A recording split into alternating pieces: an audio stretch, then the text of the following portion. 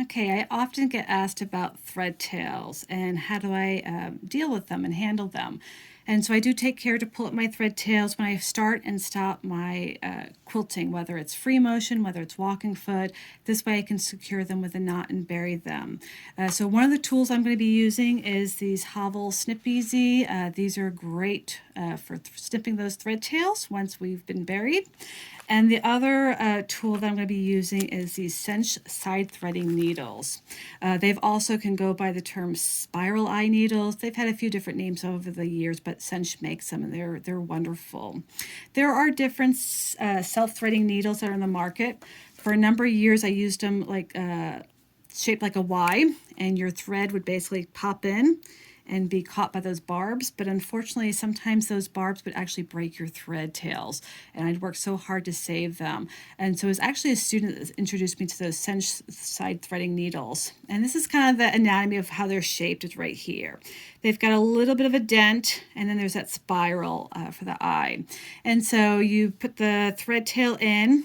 You'll feel a little bit of a groove where it opens. You kind of bring it towards the tip, just a small amount, not so extreme, and then back, and that'll get caught into that little spiral section. So I'm going to demonstrate using them, and you're going to see how easy it is to thread them. I keep most of these tools on a little suction cup, which is great. It's got a magnet, so I can keep all those tools nearby. And so here's one of those side threading needles by Sench. And that's how easy it is to thread it. So I'm going to go a little slower. So I find that groove, go towards the tip of the needle, and then back. And that's all it takes to bury these. Now, what I want to do is I want to make a knot. And so I generally make a V. I go around that thread and through that loop that I just created, but I don't want to tighten that knot yet. What I want to use is use the tip of that needle and hold that as a placeholder in my knot.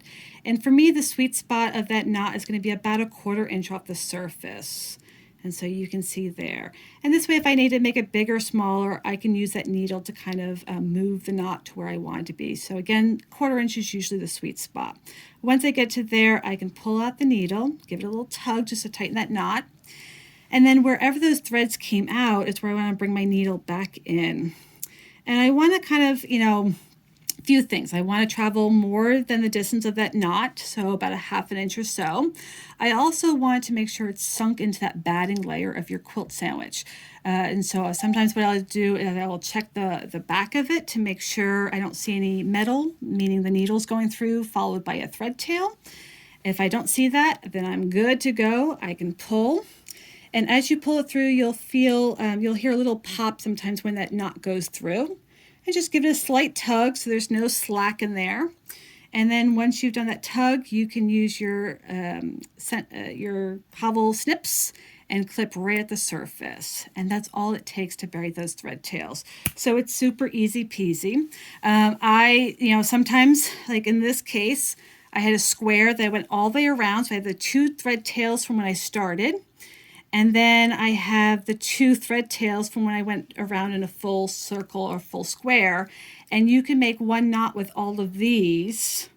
Again, I'm just working with 50 weight threads, but even a little bit thicker threads should be fine. So I make that knot again, come around, hover that knot again about 1/4 inch off the surface. When it gets that sweet spot, make the knot, let it tighten. Bring that tip of that needle again to where those threads are coming out. Travel more than 1/4 inch so you can conceal that knot in that gap. Check the back to make sure there's no metal. We're good. And then I can pull on that needle. You may definitely feel more of a pop as that bigger knot goes through, and you'll hear the pop. Give it a slight tug, not super tuggy, but just a little bit of a tug to get the excess out there. And then again, use your snips to clip right at that surface. And that's all it takes to bury those thread tails. It's a great habit to get into if you're entering your quilts into shows that are going to be judged.